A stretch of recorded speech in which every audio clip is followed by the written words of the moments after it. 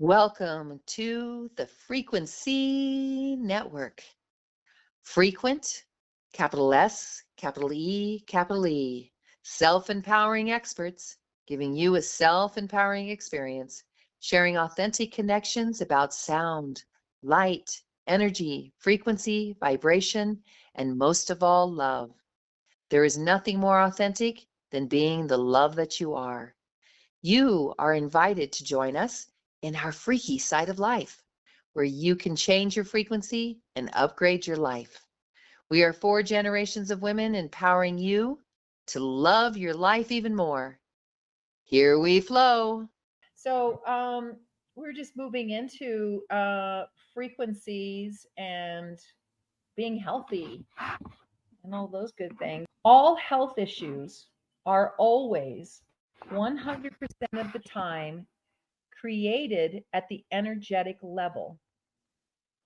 Even if you have ingested something toxic or find yourself in a toxic environment, this happens because you are in resonance at the vibrational level with this frequency.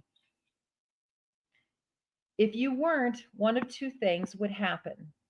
You wouldn't encounter the toxin or it wouldn't affect your body. And that's exactly what I was saying about a horse is out in this field where he's munching away and there's some poisonous things for them. And if they're healthy, they're not attracted to that. And they know that that's not healthy. They feel it. They won't go eat it. But an unhealthy horse doesn't it has an unhealthy frequency, you know, its vibration. Since I listened to that tuning your biofield, that was magnificent. I don't know if you girls got to watch that.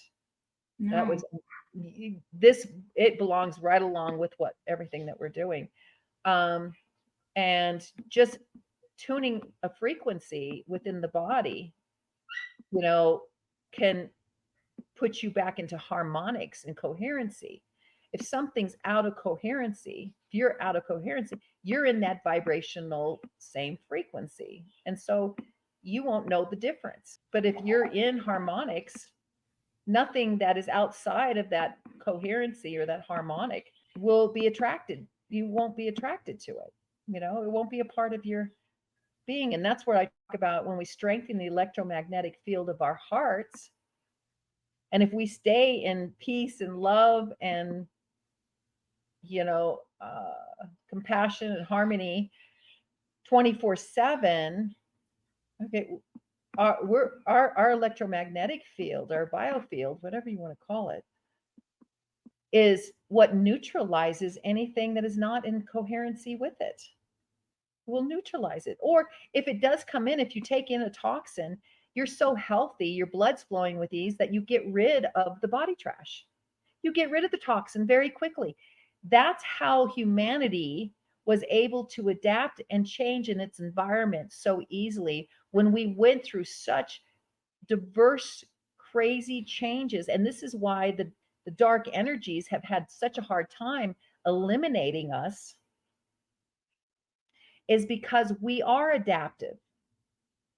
We are flexible and adaptable, and we move into harmony very easily because our love, that's the core of who we are, the self, source energy, love frequency of who we are, actually is what, that's when we give ourselves the environment we need to thrive. What that means is we're adaptable and flexible. And my saying is adaptability and flexibility is the new stability.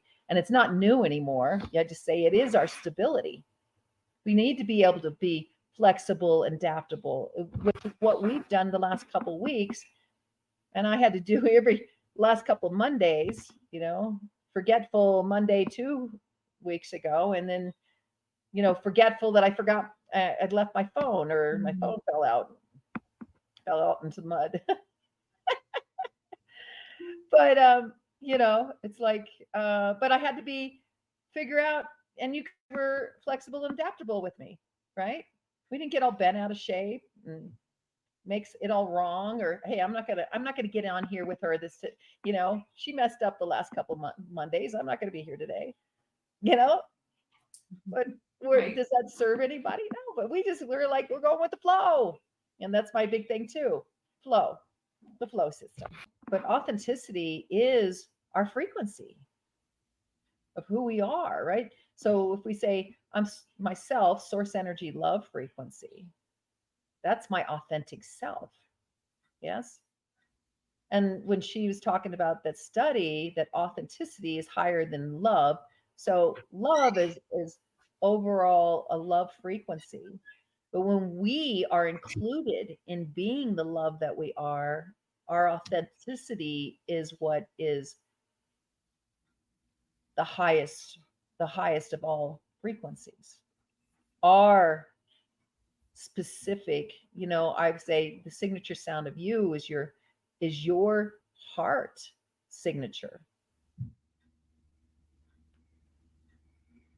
I think that's maybe what they're talking about with authenticity, our own heart signature. And have I shared with you guys about, and this came out 15 years ago, or maybe even more, where, a lot of the new security, alarms and things like that, or security to come into your home, they have found that you can replicate, fingerprints, you can replicate the iris of someone's eye, you could replicate those things. But the only thing that you cannot replicate is the signature sound of you, your frequency of your heart. It has a specific frequency. And so when you come close, so they have these security things that when you come close to your home, it only you can unlock anybody with their heart frequency that belongs in that house can unlock that door. And all it does is it takes you to walk up to the door and it unlocks for you because of your heart. Is that cool? And no one can replicate that because it can't be replicated. It cannot be recorded and come out to be the same frequency. Can it be measured? Yeah, well, I think, that's what they're measuring with. It has to be able to be measured because if you have a security lock that unlocks when it measures your frequency, it knows it's yours, right? And all information is inside there. And this is why we look the way we look. I mean, it has all the frequencies that go into, creating, the first cell is the embryonic heart cell. That's the first cell.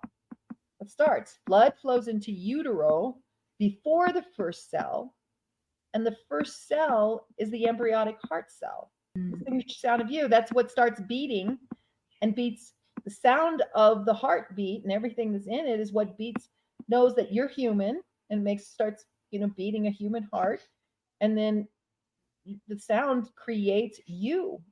All information and data has been come in through the blood, water, plasma, that whole spirit is in the blood as far as I'm concerned. Soul is in the heart. That's our individuality that is one with spirit. So here we are, the frequencies of what we, in our past history and experiences and information and data comes, here we are. Bang. There's Kristen. There's Mia. There's Cynthia. That's how I experience all of that. Yes. The word connection in conscious language is all about neck connection, and it connects your thought, thinking to your doing. And so literally authentic connection is connecting your mind and heart. Woo! That's so cool. That's big. Oh, I'm getting chills. I just got chills. In sound healing, just to ring that bell harder, like B and F a lot of times is a perfect fit, but B is the crown chakra and F is the heart. And whenever I first started learning my bowls, I remember she was like, well, this is a perfect fit. And I was like, well, does that maybe have something to do with each other? Do you think there's like a weird reason why that would be when your heart and your head? She was like, you should write that down. And I never really like think of it much, but now sometimes I do, but that's it. How neat. Yeah.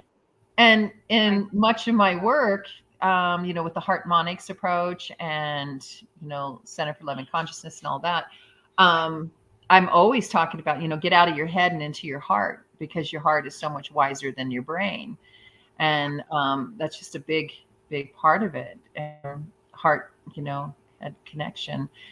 Being in whole brain balance, is when you are connected with, between the two. And, the brain is a servant to the heart. And when we disconnect from our hearts, our brains will go out and look for something else to serve. And this is how the dark energies have manipulated, the masses by focusing us on our brains. So we separate from the heart, and our brains they can be controlled when we're not in our hearts. The heart cannot be controlled by anyone else but you. Period. What we've been going through, that's why we always hear, even Google, when I started doing my research for the Hartmonics approach, I'd go to Google to see what's the most important organ in the body, and it would say the brain. And you'll find that so many places in that, the heart, period. And it's crazy they can say that. This is the conversation that we're having right now. Whew, that just even start with, especially with all that's going on and how people are being constantly, told to go educate yourself about your brain, do this for your brain, do that for the brain. I rarely hear anything about the heart, and heart math has been getting attacked for a while. It's pseudoscience. And then someone also tried to, I can't remember the guy's name.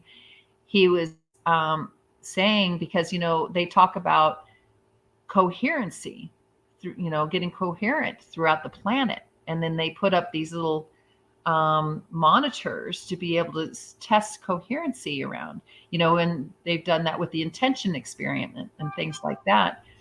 And this person was saying that this is all about, the deep state control and trying to, show that heart math was a dark energy system that is trying to manipulate humanity, So I was like, there's no way, because I've been with, heart math since my kids were just little beings, and heart math was introduced to me when actually Seamus was pretty much I think he was just 1 year old, and they had this fuzzy heart cassette tape on getting the kids to go into their little fuzzy heart, and this whole thing with music for the heart, and they had special kids things about heart coherency and all that stuff. Maybe that's why my kids have these beautiful hearts. I had forgotten about me playing all that stuff and doing all that stuff with them. Now I'm like inspired to change. I was working on my website for the event, and now I'm inspired to change every time I say mindfulness to heartfulness, because yes, that is so crazy that we are so, and I like appreciate that, aspect of wellness, this like practicing mindfulness, but it is like such we're just perpetuating this narrative that our mind is what's in control, and really that's not. We're practicing mindfulness because we want to get out of our mind, not because we want to be full of it. Like, this is crazy. So interesting you say that, because also, the other component is brain and mind and heart. There's a lot of confusion around that. And I've heard a lot of stuff about, mindfulness, because that's what they did. Mindfulness is about being in the, I believe they're talking about the brain when they talk about mindfulness, right? That's what I would think. That's a good, conversation to have. And even the fun that you could have to have someone who find out who is like someone who is very well known for mindfulness. Like, what's that? Thich Nhat? What's his name? Huh? Like Tony Robbins, I think, is mindfulness, right? He kind of teaches on that. There's a lot of good he guys. does a lot of that. And then, what does that mean to them? Are they speaking, body, heart, and soul, everything that has to mind? I'm not sure. And then everybody has a different take on that when I've heard conversations around it. That the mind is everything that interconnects or something like that, and then, or the mind is the brain, or I believe, from information that I've researched and really, gone to my heart about is, of course, neurological cells, brain cells. Okay. Brain doesn't mean in the head either. Neurological cells or what people talk about being a brain. So there's neurological brain cells in the heart and in the brain and in the gut. We have 3 brains is what they, which has been saying, and that fits on the, along that central nervous system and vagus nerve. And we know through bioacoustics with Kristen, that the vagus nerve passes through the vocal cords. And I've always found it interesting with Sherry Edwards when she talks about that the brain is what figures everything out, right? And I always felt after my studies that everything begins in the brain. We actually feel first before we think. The brain in the heart. We feel first in the heart before we think. And then through heart math, they also show that to be true. And within seconds, because, when they show, there's that study with heart math is, they had this, like a TV or a computer monitor, and they sat people in front of the computer monitor and they would show different pictures. Some were really traumatic, some were very loving, and all these things. And they monitored the heart and brain to see what got triggered first. And it always was the heart got triggered first, and then the brain. And the thing is the heart would determine before, like whenever there was a traumatic video, not the traumatic video, picture, like a snake, before that came in, the heart would have tremors. The heart would react.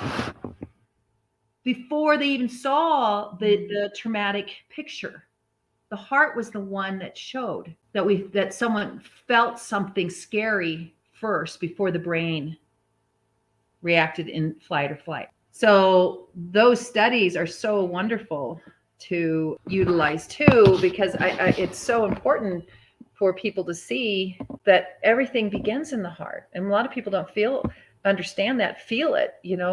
We feel first before we think. Our hearts are an extrasensory perception. They go way beyond what, the measurement that they say that they expand off of our body. That's what we can measure. But imagine we never could measure that until now. And they never knew that the heart was 60 times more amplified and 5,000 times electromagnetic. And that's only because that's all we can measure. It goes way beyond that. We have no measurement for how far our hearts connect into the oneness of all life, which extends beyond anything that we could ever imagine, right?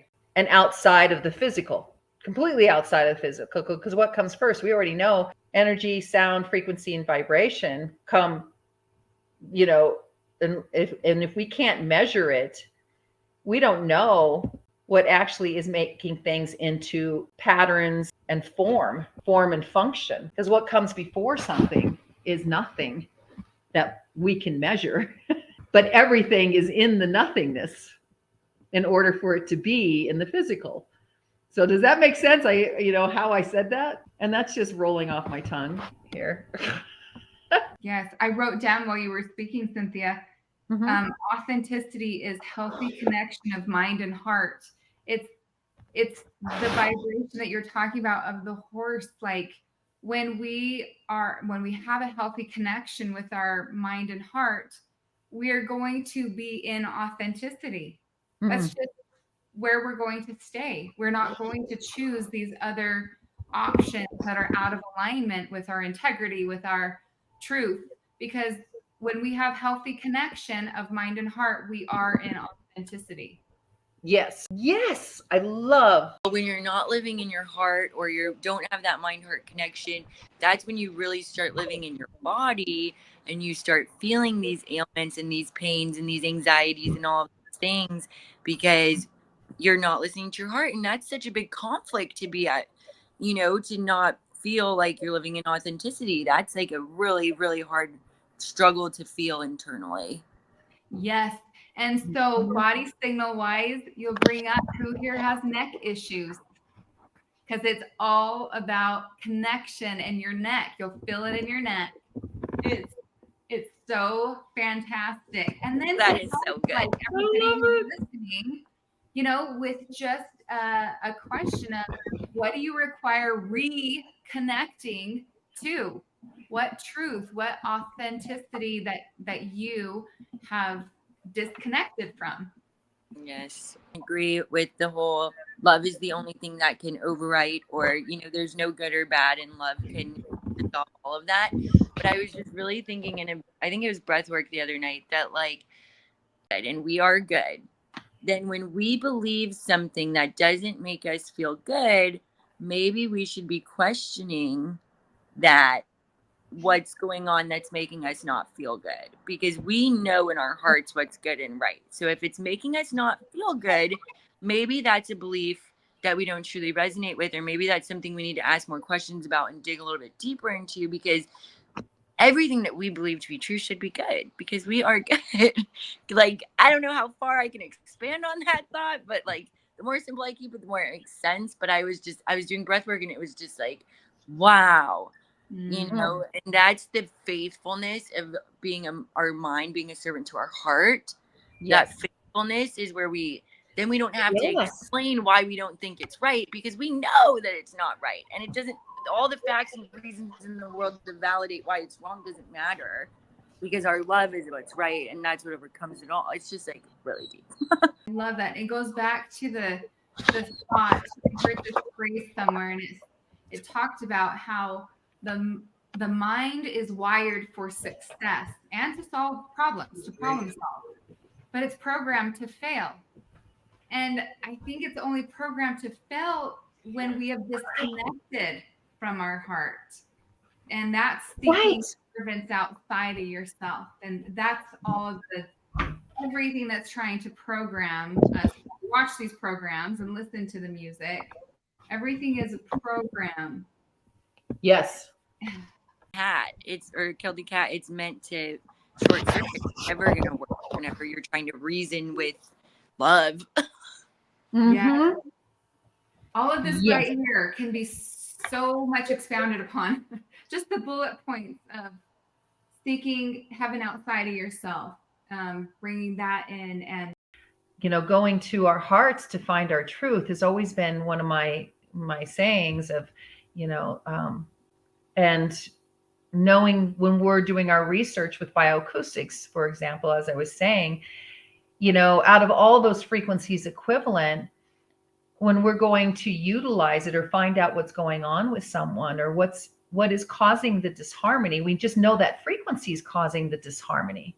Do we have to make it out of something that is a toxin, or something that we also look and go, well, water's good for us? But this toxin isn't. But it's all in the same frequency equivalent, which has, again, are we, as I've really been noticing, are we the ones who make that frequency healthy or not? As they say in quantum physics and everything, and when they're doing their research, that the researcher has an effect on the outcome of the research and how it, comes out. Mm-hmm. The observer. Yeah. There's a server of serving. Observe. I love see the language, and see how we change the frequency of that word. We upgraded. That's what Bob taught us. Let's upgrade our words. And then we hear in some of them that there they are kind of a lower frequency. Go to your heart, there you find your truth. Yes. You know, what I'm saying, the truth is, are you in harmony with that? That's truth. Am I in harmony with that? And I think like that's such a powerful thing too. Right now I listen to another podcast which I can put in the group about just like the levels of consciousness and how it's such a spectrum, but it's like it's okay. And I think that's where a lot of people find blocks throughout this journey, is like they have one truth that's true to them and it does resonate and it doesn't make them sick and it's okay. But then they start to learn more and wake up more, and then they learn new truths and those things change. And that's where I think I am seeing in my life a lot of disharmony with a lot of people that I love. But it's because it's hard for them to change their mind and realize that their heart is telling them something different than what their mind has been practicing. And it's hard to break down those walls and to understand why you're feeling that way when you think that this is what is right for you. And you're like, why does this not feel good anymore? It's really wild. And so they're not feeling, and that's right. So they're thinking instead of feeling. It's hard. You know, it's So difficult. there's a thing when we used to say it's hard. What did Bob always say? It makes you sick. No, what did Bob say, Kristen? When we're going, it's hard. He says, choose to make it fun and easy. Choose to make it fun and easy. Well, it's so true. And like And that's a choice we have. My whole circle kind of got like a bug over the last 3 weeks, and I'm going through the book Made to Flesh, and it's like every single person who had this little bug has been saying it's hard, is feeling like it's like too much. And that's what all the symptoms were for lymphatic drainage, a cough, this, that. It's like all this mentality that it's too hard, and it's like, wow. and they're creating those symptoms. It was me too, yeah. Right? You're authoring that. Yes. Someone else had that experience, and guess what? Oh no, I'm gonna have the same thing. This has been absolutely beautiful. I'm so happy to be here and excited. I'm excited for how I will personally be transforming in authenticity. Like, you know, number one goal is always self. I've just love that. So thank you for providing this for me, for all of us, because we're all one. Source energy, love frequency, baby. All right.